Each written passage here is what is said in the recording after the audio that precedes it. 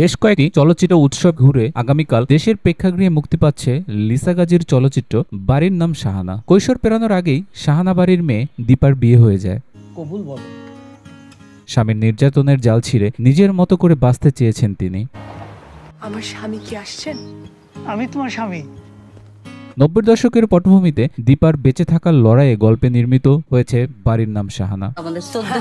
তালাকের নামগন্ধ নাই জানি তো। সত্য কাহিনী অবলম্বনে নির্মিত বাড়ির নাম শাহানায় দীপা চরিত্রে অভিনয় করেছেন আনান সিদ্দিকা। বাংলাদেশের একটি মফস্বল শহরে ছবির বেশিরভাগ চিত্রগ্রহণ করা হয়েছে। কিছু অংশের শুটিং হয়েছে যুক্তরাজ্যের একটি ছোট শহরে। সিনেমাটিতে আরও রয়েছেন জয়ন্ত চট্টোপাধ্যায়, লুৎফর রহমান জর্জ, ইরেশ জাকের, কাজী রুমা, কামরুন্নাহার মুন্নি প্রমুখ। মানে হলো আপনি সমুদ্রে ঝাঁপ দিয়ে দেন, তবে কিভাবে একদিন আপনি পারও হয়েছে। সিনেমাটি ঢাকার স্টার সিনেপ্লেক্স সহ বেশ কয়েকটি প্রেক্ষাগৃহে মুক্তির কথা রয়েছে। বাংলাদেশের পাশাপাশি আগামী অক্টোবরে অস্ট্রেলিয়ার সিডনি, মেলবোর্ন ও অ্যাডিলেডে সিনেমাটি মুক্তি পাবে।